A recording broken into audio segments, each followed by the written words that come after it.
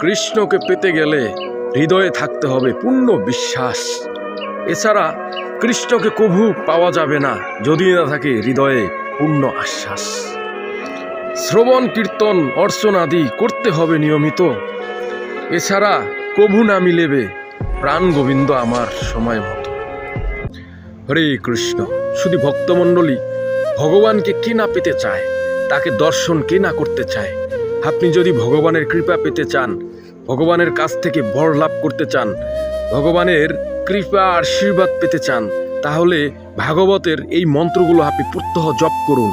যে মন্ত্র স্বয়ং ব্রহ্মা ভগবান শ্রীকৃষ্ণকে সন্তুষ্ট করার জন্য জপ করেছিলেন এবং তিনি ভগবান শ্রীকৃষ্ণের দর্শন লাভ করেছিলেন, এবং স্বয়ং ভগবান শ্রীকৃষ্ণ বলেছেন যে এই মন্ত্রগুলো জপ করলে আমি স্বয়ং তাকে দর্শন দেব এবং তার ইচ্ছাগুলো পূর্ণ করব।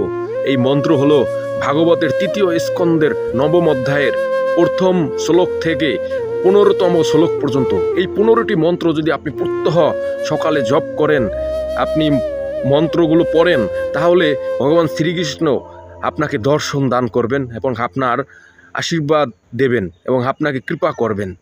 না, আপনি বিশ্বাস না করতে চাইলে আপনি একবার ভাগবতের ৩য় স্কন্দ খুলে ৯ম অধ্যায়টি একটু পড়ুন, সেখানে স্বয়ং ভগবান শ্রীকৃষ্ণই বলে দিয়েছেন। হরে কৃষ্ণ।